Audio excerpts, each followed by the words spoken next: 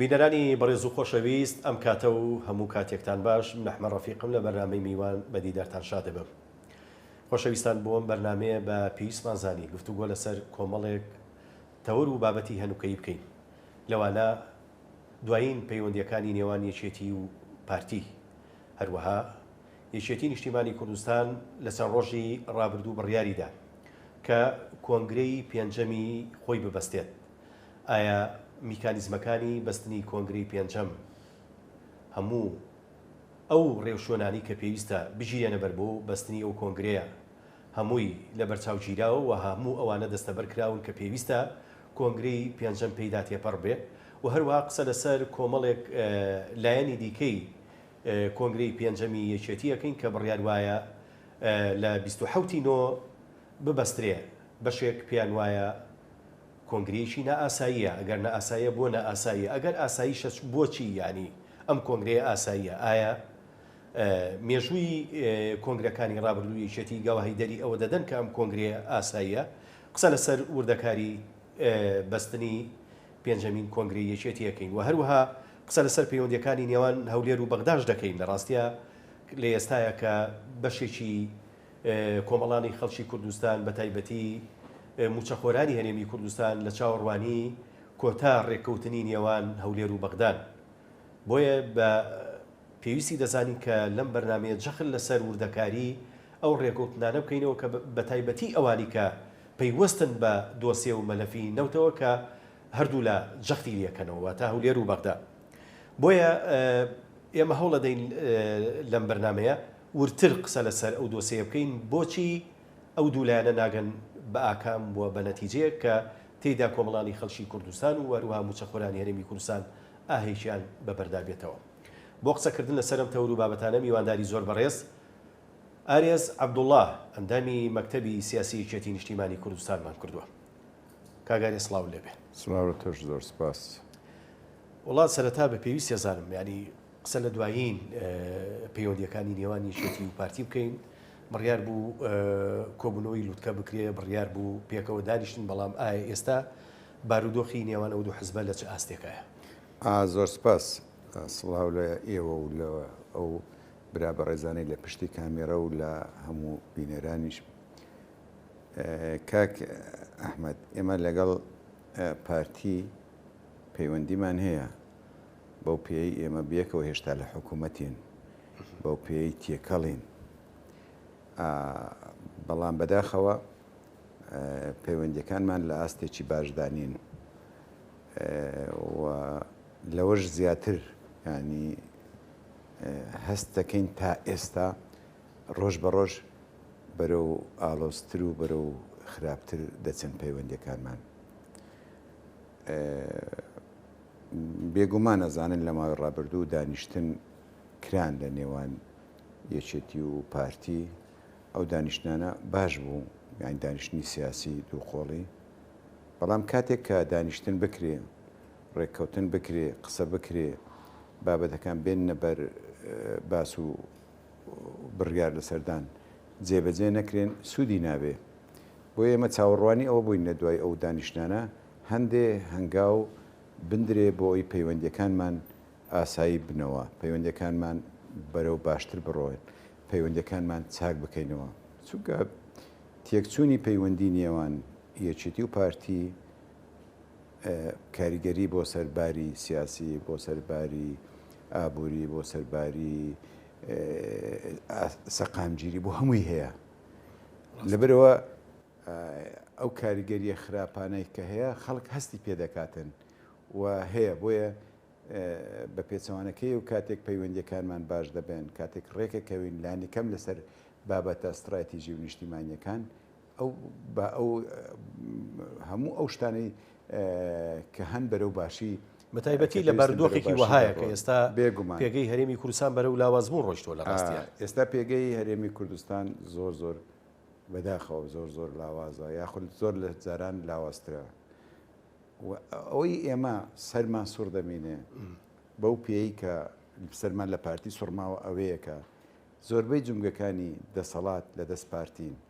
و بەڕاستی چاکە و خراپە بە پلەی یەکەم لە دەست پارتیە، بەڵام هەنگاو نانێ بۆ چاکردنی بارودۆخەکە هەنگاو نانێ بۆ چاکردنەوە پەیوەندەکانەوە بە پێچەوانەوە زۆر بەڕاشکاوی دەڵێم یان ئەو هەندێک هەنگاوندراون لە ماوەی ڕابردوو لەلایەن ئەوانەوەندراون بوونتە هۆی خراپتربوونی پەیوەندەکانمان ئەو لە کاتێکدا وەکو باسمان کرد پێگەی هەرێمی کوردستان بەرپرسیارەتی هەرێمی کوردستان بە پلەی یەکەم لە ئەستۆی پارتیە ئینجایەکێتی واتە ئێمەش بێگومان ئەو باڵەکە ئەکەویتە ئەستۆمان بەڵام ئەوان بە پلەی یەکەم بەو پێی کە جومگەکانیان لە دەستە بۆ پێی کە لە ئەرخەڵ بژاردنەکانی ڕابردوو دەنجی زیاتریان هینایە و تا دێش ئەو ناکۆچیانەی کە هەن ئەو پەیوەندی خراپانەی کە لە کوردستان هەن تا دێ کاریگەری خراپتریان بۆ سەر پێگەی حکوومەتی هەرێم دەبێت بۆ سەر پێگەی حزبەکانیش دەبێت بۆ سەر پێگەی خەڵکی کوردستانیش دەبێت بۆیە من پێم وایە دواخستنی لە بەرژەوەندی هیچ لایەک نییە دواخستنی چاکردنەوەی پەیوەندەکان یا ڕێککەوتن لانی کەم لەسەر بابەتە استراتیژی و بەرژەوەندی هاوبەشەکانی ئەو میلەتە یعنی دواخستنی لە زەرری هەمولایەکە پێشخستنی لە بەرژەوەندی هەمولایەکمانە بەڵێ کاگارێز ینی بەڕێزت ینی لە ڕوونکردنەوەکە سەرنجی ئەوم داکە زۆربەی کە چاوپێکوتن کردووە لەگەڵ کەسایەتی و حزب و لایەنە سیاسیەکانی دەرەوەی یەکێتی و پارتی ئەڵێن ئەی بۆ یەکێتی بێدەنگە بەرامبەر بەم بارودۆخی کە ئێستا لە هەرێمی کوردستان ئەگوزارێ و بەڕێزت ئاماژەت پێکرد کە پارتیتان دازیەک تاگڕەوانە ینی مامەڵاکە و ئەبینین ئێستا لە وەفدەکانی کە ئەچێ بۆ بەغدا مەسەلەن هەر وەفدی پارتیە کەمتر وەفدی با بڵین وەفدێکی تێکەڵە لە حزب و لایەنە کوردستانیەکان لە ڕاستیە ئەمە یعنی بۆچی ئەم بێدەنگی یەکێتیش مەسەلەن بۆچی هەڵوێستێک وەرناگرێت لە کاتێکا لە ڕابردووە پەرلەمان لای ئێوە بوو ئەزانی چوونی وەفد بۆ دەرەوەیە بۆ عێراق دوو جۆر وەفتمان هەیە وەفتێکمان هەیە وەفدی حکوومەتە بەتایبەت ئێمە حکوومەتێکی ئێمە بەشدارین لەگەڵ حکوومەت پێویستە لانی کەم هەر وەفدێکەچێ بە ئاگاداری و بە بڕیاری هاوبەشی یەکێتی و پارتی و گۆڕانیشکە لە حکوومەتن بێ ئەگەر ئەوە بوو ئەگەر هەموو ئەو کەسانی کە دەستنە بەغدا بە ناوی حکوومەت پارتی بنیا هەمووی یەکێتی بنیا هەمووی گۆڕان بن هەر نوێنەرایەتی حکوومەت پرس و ڕاوێژ کراوە من هەندێکی کرا و ڕەنگە هەندێکی نەکرابێ ئەو هەیە ئەمانەی ئەم دواییە هەندێ وەفدی تری هەیە سیاسی پارتی وەکو خۆی ئەو کارانەکە یەکێتیش وەکو خۆی ئەو کارانەکە ئەو ئاساییە بەڵام هەندێ بابەت هەیە ئەگەر لایەنە سیاسیەکان بەیەکەوە لە بەغدا بن بێگومان بەهێزتر دەبین ئەگەر بەیەکەوە کار بکەین ئەتوانین باشتر هەنگاو بۆ پێشەوە بنین ئەنجە من بەڕای من کێشەی پارتی ئێستا چییە خوێندنەوەی بۆ هەڵومەرجەکانی کوردستان واقعی نییە هەڵومەرجی کوردستان ناڵێم پارتی بەگشتی لانی کەم هەندێ دەسەڵاتدار لە ناو پارتی خوێندنەوەیەکی واقعیان بۆ هەڵومەرجی کوردستان نییە بۆیە هەنگاوی تاکڕەوانە ئەندرێ هەنگاوی تاکڕەوانە ناتوانن نەیەکێتی ئەتوانێت بە تاکڕە و هەنگاو بەرەو پێشەوە بنێ بۆ لە بەڕێوەبردننی وڵات نەپارتیش ئەتوانێت پارتی نەک 45 کورسی تر بینێ ئەمجارە ئەگە 55 کورسیش بێنێ کە نایەنێ ناتوانێت تاکڕە و تاکڕەوانە کار بکە ئەبێ ئەوی لەبەر چاو بگرێ یەکەم شێت ئێمە لە قۆناغێکی ڕاگوزەرداین ئێمە لە قۆناغێک داین کە هێشتا دوو ئیدارەی مۆرچی دوو ئیدارەی هەیە ئێمە لە قۆناغێک داین هێشتا دوو هێزەیە کاگە ئەحمەد هەبوونی هێز لە دەستی حزب ئاسان نییە تۆ بتوانێ هێزێک شتی تاکڕەوی یا بابەتی تاکڕەوی یا سیاسەتی تاکڕەوی بەسەردا بسەپێنی ئێمە لەو قۆناغ ڕاگوزەردان ئەو لەلایەک لەلایەکی تر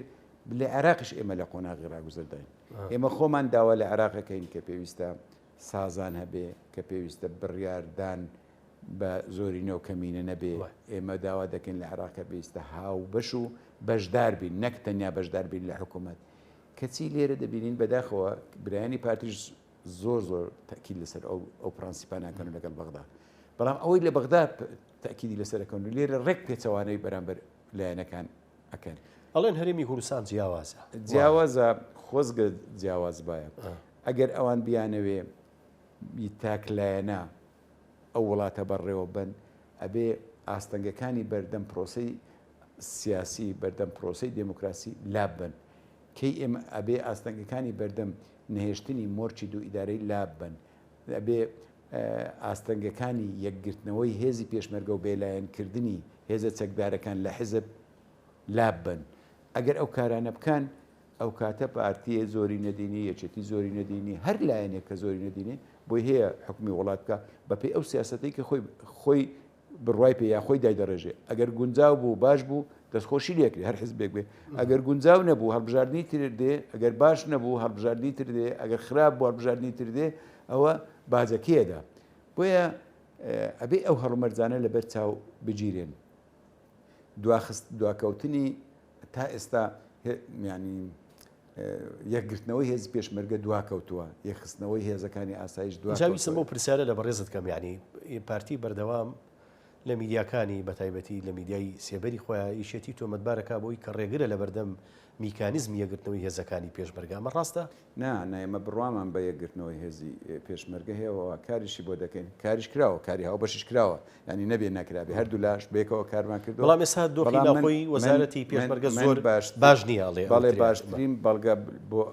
باشترین بەڵگە چیە ڕێگرە ئەو ڕێنمایی لە ماوەی ڕابردوو دەرچوو کە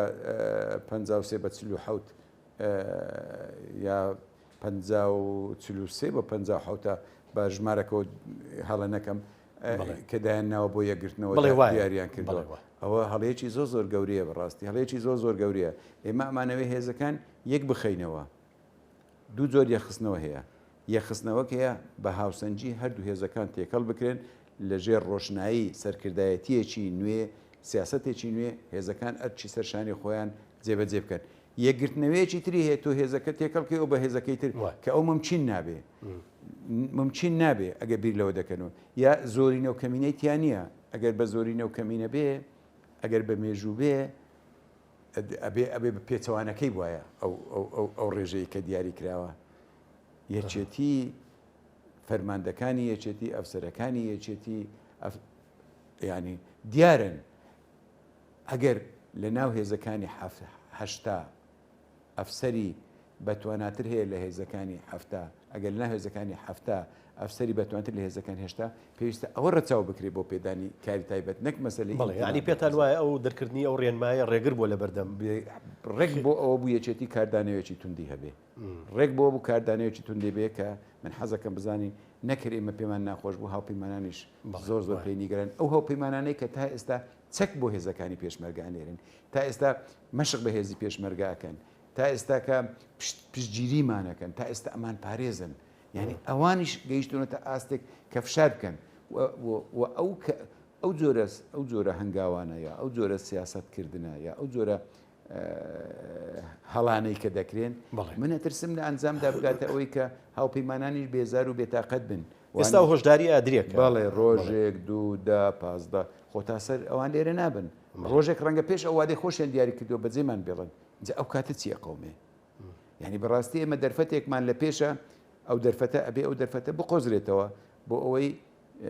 هێزەکانمان پوختە بکەین ڕێک بخەینەوە یەک بخەینەوە بۆ ئەو هێزانەمان لە ئایندەدا کە هاوپەیمانانیش لێرە نامینن بتوانن بەرگری لە نیشتیمانەکەمان بکەن لە میلەتەکەمان بکەن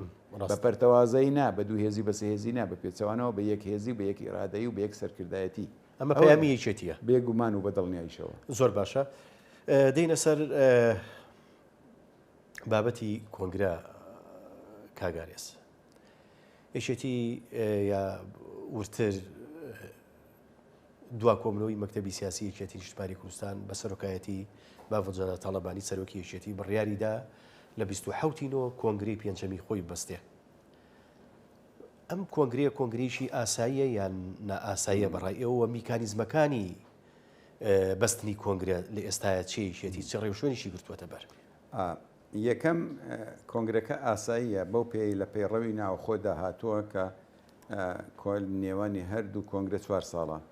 ئێمە لە مانجی 12 ئەگەینە 4 ساڵ بەڵام ئێمە لە کۆتایی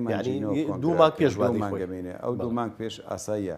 بۆ ئەو ئەمانتوانی خۆی لە مانجی 12 ئەمان کرد بەڵام لەبەرەوەی هەڵبژاردننی ئەنجومەنی پارێزگاکانی عراق لە مانجی 12 پێشمان خست ئەمە هۆکارەکە بووە هۆکارەکە ئەو دوو مانگمان پێش خستەوە ئەگەر دومان خست بە هەڵبژاردننی پەرلەمانی کوردستان هەیە کەوتە پێشەوە کارێکی باش نەبوو واتە کۆنگرەکە ئاساییە بۆ کاتەکەی 4 ساڵی بەسەردا ڕەتەبێ ئەوە خاڵیەکەم خاڵی دوم ئاساییە لە بەرەوەی بەپێی پێڕەوی ناوخۆ کۆمیتەیەکی ئامادەکاری هەیە دەمێکە کاری کردووە لەسەر هەموارکردنەوەی پێڕەوی ناوخۆ لەسەر پێشنیار لەسەر ینی کارکردن بۆ ئەوەی کە کۆنگرەکە بکرێت ئاسایی ئامادە باشی هەبوو ئامادەکرا باشی کراوە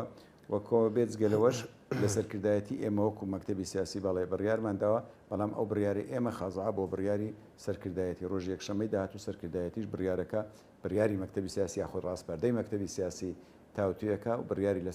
بڕیاری کۆتایی لەسەر درێ بەڵام ئامادەکاری کراوە و کەسیش نییە لە ناویەچێتی دژی بەستنی کۆنگرە بێ بەداخەوە لە ڕابردوو کۆنگرەکان دوا ئەخرانیا دوا ئەکەوتن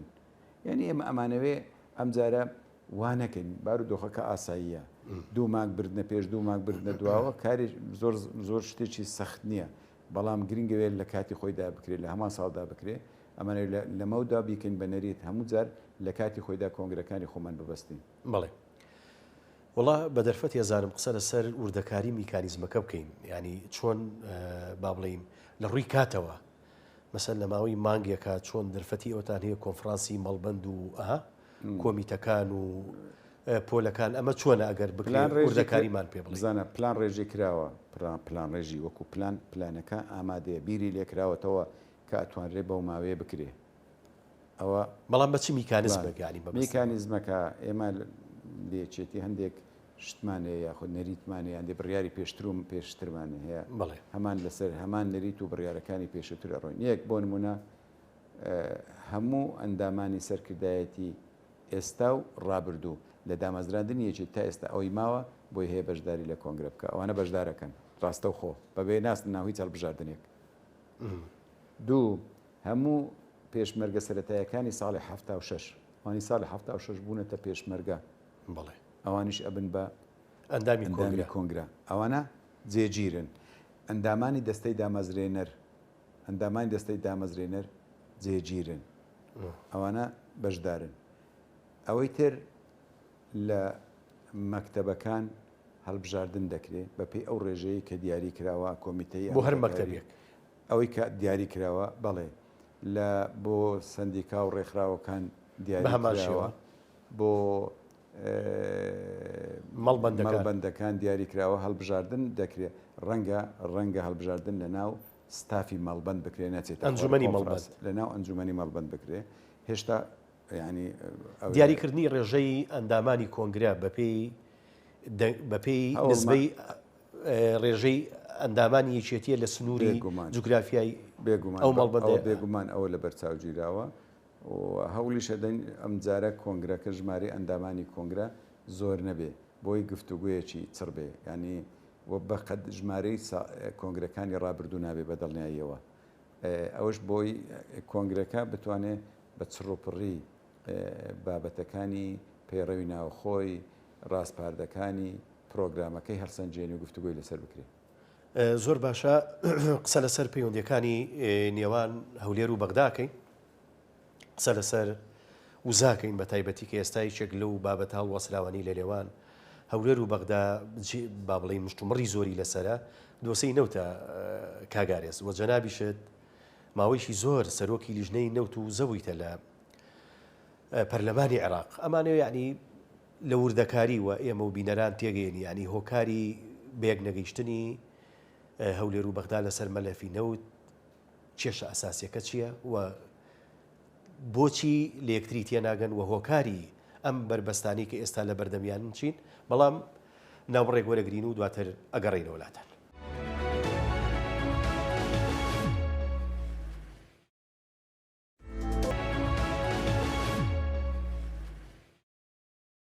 بینەرانی بەڕێز و خۆشەویست دووبارە سڵاوتان لێبێ بەرداوامین لەسەر پێشەشکردنی ئەم پرۆگرامە.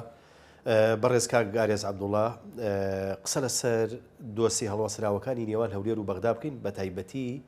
مەلەفی نەوت کە بەڕێزیشتان ماوەیشی زۆر سەرۆکی لیژنەی نەوت و زەبوونە لە پەرلەمانی عێراق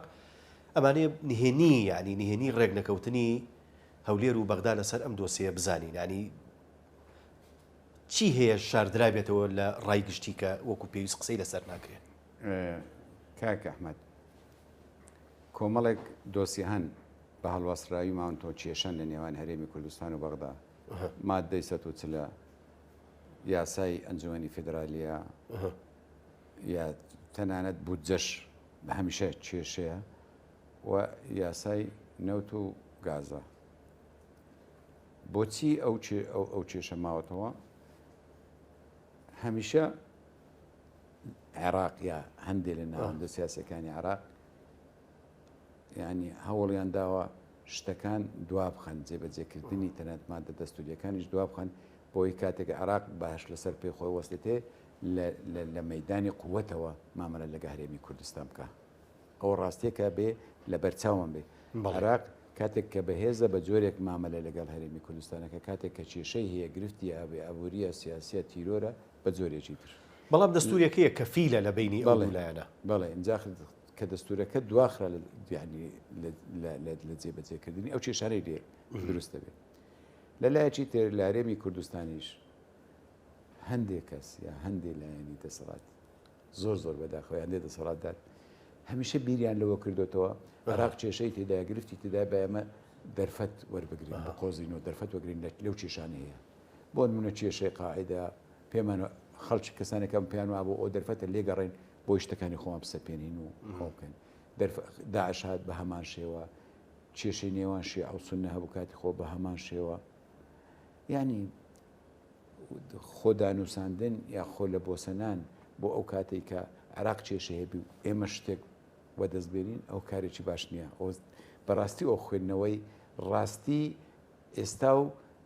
دوا ڕۆژ نییە. ئێستا عێراق ئەم سیاسەتەمان لەگەڵاکاتەوە ئەوە نەبووە. نەوت دوای ئەوەی هەرێمی کوردستان توانی نەوت دەربێنێ کۆمپانیا گەورەکانی دنیا بێنێتە هەرێمی کوردستان نەوت ڕەوانە بکە جۆرێک بێمنیەتیەکی پێوە دیار بوو بێمنیەتیەکی پێوە دیار بوو. لەو کاتێک کە ئەیتوانی عێراق ئامادە بوو یاسایەک دەرکا کە بەدڵی هەردوو لابێ هەرێمی کوردستان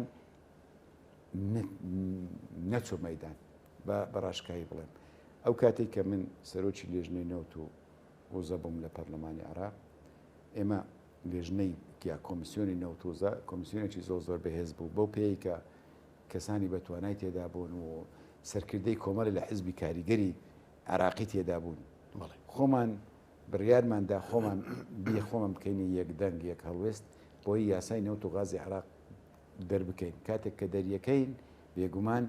مافە دەستوریەکانی هەرێمی کوردستانیش ڕەچاوە کران لە بەرچاوە جیران. دوو پرۆژە یاسا هەبوو لە پەرلەمان یەکیان 2007 یەکیان 2011.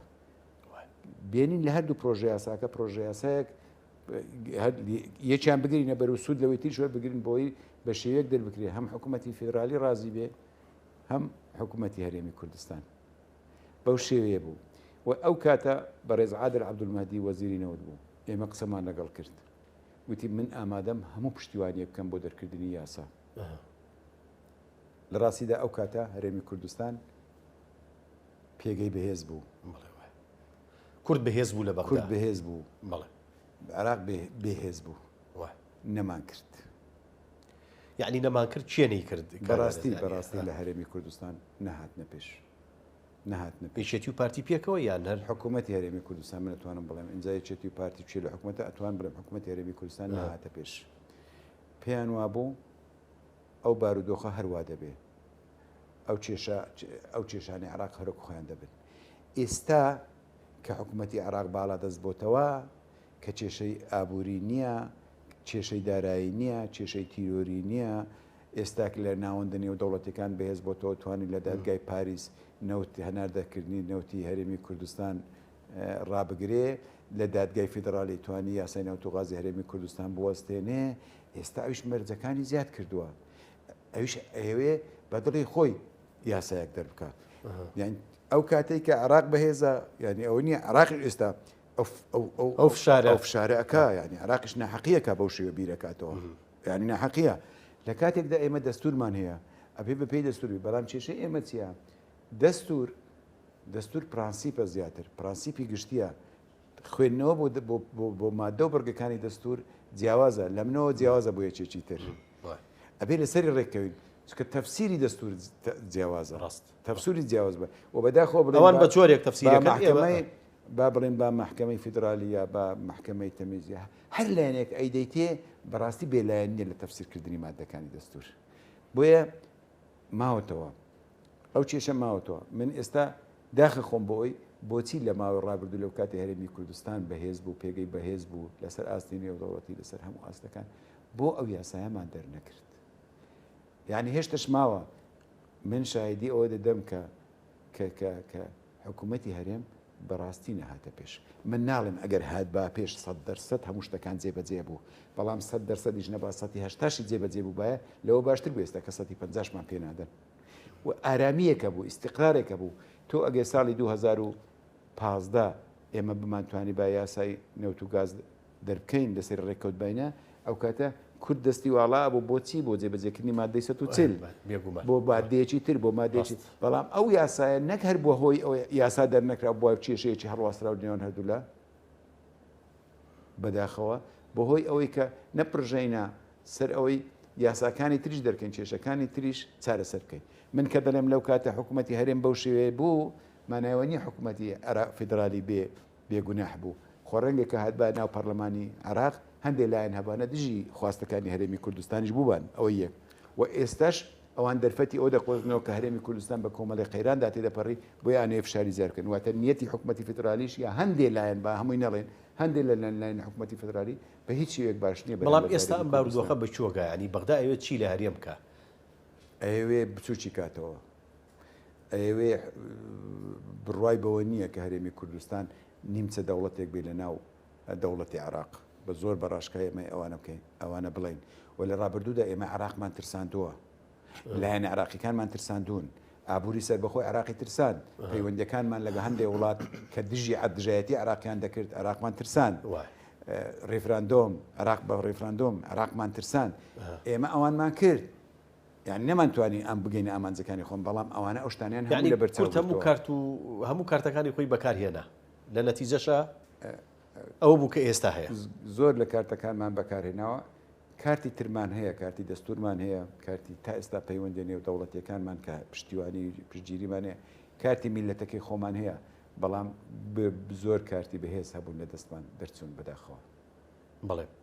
ئێستا خەڵکی کوردستان چاوی لەوەیە کە بژێوی ژیانی ئەوەی کە پێوترێ بوو جە و موچە ئەوەی کە پێوترێ لانی کەم بودجەی پەرەپێدانی پارێزگاکان ئینی ئەمانە بەچووەگە کاگارێز ینی خەڵک تاکەی مەسەر چاوە ڕێ بکە ئێستا ناوتی هەرێمی کوردستان هەناردە ناکرێت کەواتە ئۆتۆماتیکە بێ عراق بەشە بودجەی ئێرە بدا هەرێمی کوردستان بدا بەڵام کوسپی بۆ دەخاتە پێش ئەڵێ داهاتە فیدرالیەکان نەگەڕاوتە بۆ نمونە گومرگ بۆ نمونە نازاو چی داوا دەکات و لەوەش زیاتر داوای قەرزەکانیش دەکاتەوە ئێستا قەرزی TBI و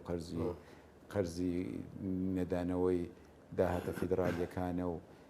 ئەو قەرزانەی ئەو سلفە ئەو پێشینانەی کە ساڵانی دو ساڵی ڕابردوو حکوومەت 200 میلیۆن 200 میلیارد 200 میلیۆن دای بە هەرێمی کوردستان باسی هەموو شتانە دەکات هەموو ئەوانە دەکات و ئەوانیش کە دەبینن لە هەرێمی کوردستان ناکۆچی هەیە و بینن هەرێمی کوردستان ناکۆچیەکان ڕۆژ بە ڕۆژ بەرە و زیادبوون دەچی زیاتر پێدا دەگرن یا لانی کەم هەنگاونانین بۆ چارەسەرکردن چکە فشارێکیان لەسەر نییە بۆی زیاتر تووشی قەیران و کێشە بینەوە ئەوە حەقیقەتێکە بێ بیزاری بڵێ ئەی بەدیل چییە بۆ ئەم تێپەڕاندنی ئەم بارودۆخەی چێتی قسەی چییە ینی لەم یەکێتی ئەوەندەی پێی بکرێ ئەوەندەی پێی بکرێ ئەوەندەی بکە بێگومان پشتیوانی لە حکوومەتی هەرێمەکە پشتیوانی لە خەڵکی کوردستانەکە ئێمە هەموو تواناکانی خۆمان پەیوەندەکانی خۆمان خستونەتە گەڕ بۆ ئەوەی کە حکوومەتی فیدرالی لەگەڵ حکوومەتی هەرێم ڕێک بکەوێ بۆ ئەوەی قوتی خەڵک بە ململانەی حزبی و سیاسی نەبەستێتەوە هەوڵمان داوە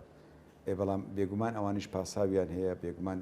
حکوومەتەکە حکوومەتێکی یەک دەست نیە ئەوانیش چەندین حزب لەناو حکوومەتن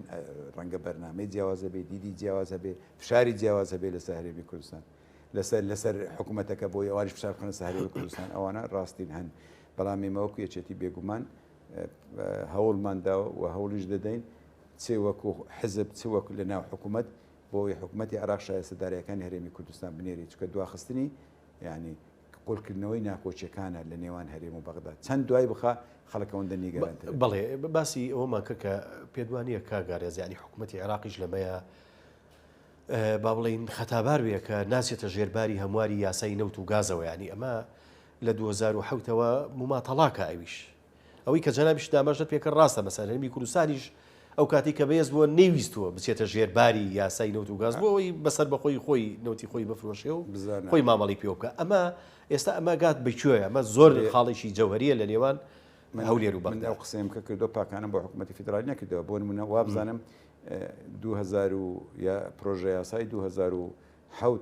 هەرێمی کوردستان پێرازی بووە، حکوومەتی فیدرالی پێرازی نەبووە، اینجا 2011 هاتووە، ئەو خەتەش هەرێمی کوردستان پێرازی نەبووە، واتەوانش چۆن بەرپرسیارن لەوەی، بەس من باسی قۆناغێکت بۆکەم، ئەو قۆناغێکی گونجاو بوو بۆی هەرێمی کوردستان. بڵێ چی بکرێ بۆی بەغدا لانی کەمەوەی کەوتت ئێمە کارتی فشاری نێودەوڵەتیشمانەیە، ینی وا بکەین کورد وا بکە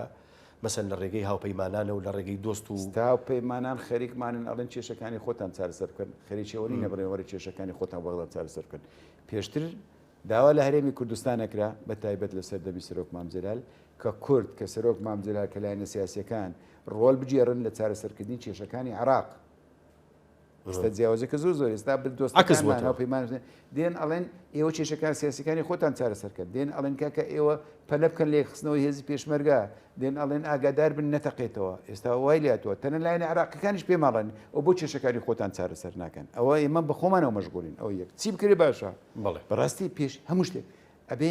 ئەو کێشانەی کە هەن ئەو کێشانی لە هەرێمی کوردستان هەن چارەسەریان بکەین، ئەبێ سیاست و استراتیژێتێکی نیشتیمانیمان هەبێ بۆ تێپەڕاندنی قۆناغەکە، سیاست و استراتیژێتێکی حزبی تاکڕەوی یەکێتی بی هی پارتی بی هی گۆڕان بێ هەر لە عێنێک بێ نامانگەینێتە هەوار، نامانگەینێتە دوا ئامانج. ئەبێ سیاسەتی حکوومەتی هەرێمی کوردستان سیاسەتی ئەو لایەنانە بێ هاوبەشی ئەو لایەنە بێ کە حکوومەتەکان پێکەنەوە، نەک تاکڕەوی و بەلا ڕێدا بردننی کاروبارەکان. ئەجا بەم بارودۆخەوە بڕیار وایە لە سەرەتای ساڵی 2024 هەڵبژاردننی پەرلەمانی کوردستانیش بەڕێوە بچێ. ڕاستە بەم بارودۆخەوە ینی هەڵبژاردن ئەکرێ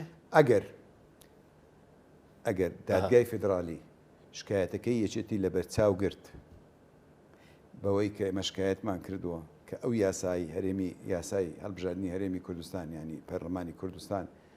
ستەمی تایە نادات پەروەری تێدایە و پەرلەمانیش نییە بۆی هەمواریکەینەوە، ئەگەر لەبەر چاوی گرت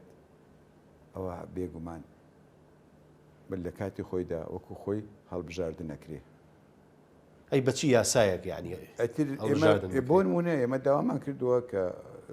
ڕەچاوی بارودۆ بکرێت چکە ئێستا بۆشایەکی یاسایی هەیە لە هەرێمی کوردستان، پەرلەمانمان نییە، پەنامان بۆ دادگای فیدرالی بردووە بۆ ئەوەی بابەتی بازنەکان هەرێمی کوردستان لە چوار بازنەی لە یەک بازنەی بکاتە چوار بازنە، چکە ئەوە دادپەروەری تایە باشتر بەڕێوەچوونی کارەکانی تایە ستەمی تیانە لانی کەم. دوو مەسەلەی کۆتاکان باوەکوی عێراق بێ، ینی بابەتی کۆتا ئەبێ بابەتێک نەبێ بەدەستی یەکێتی و پارتیا بەدەستی پارتیا بەدەستی یەکێتی بەتەنیا بێ بەکاری بێن هەر وەختێک بیستیت زۆری نێ پێتەواوکەی. ئەوە لە بەرژەوەندی هەرێمی کوردستان نییە، لە بەرژەوەندی سیستەمی حکومڕانی کوردستانیش نییە. چاوەڕێیەکەین بزانین دادگای فیدرالی دانیشتن نەکرێ لەسەرم دۆسیە. ئەگەر بە هەڵە نەچوو بم سێینەوە دانیشتن هەیە وابزانم پێشبینی چیەکەن پێتان وایە دادگای فیدرالی لە بەرژەوەندی دۆسیەکەی ئێوە بڕیارەدا شێ چووە بێگومان دادگای فیدرالی تر ناتوانم. باشە ئەگەر هاتوو ئەو شکاتی لە بەرچاو نەکرد ئەو داوایە ئێوە ئامادەن بەو یاسا کۆنەی هەریەم بچنە هەڵبژاردنەوە؟ ئێمە دژی هەڵبژاردن نین، هەڵبژاردن هەر دەکەین بە دڵنیاییەوە هەڵبژاردن هەر دەکەین، بەڵام ئەویش نەبوو ڕێگەی تریشێ ڕێگەی یاسای تریشێ ئەیگرین. وەکو چی مەسەلە؟ ئێستا جارێ چاوەڕوانیەوەی دادگای فیدرالی بکەین. بەڕێز ئارێز عەبدوڵڵا نامی مەکتەبی سیاسی یەکێتی نیشتیمانی کوردستان سوپاس بۆ شرۆفە و زانیاریەکانت. زۆر سوپاس بۆ تۆش. بینەرانی بەڕێز و خۆشەویست سوپاس بۆ تا بەرنامەی شتر بەخواتانە سپێرم شاد و کامەران.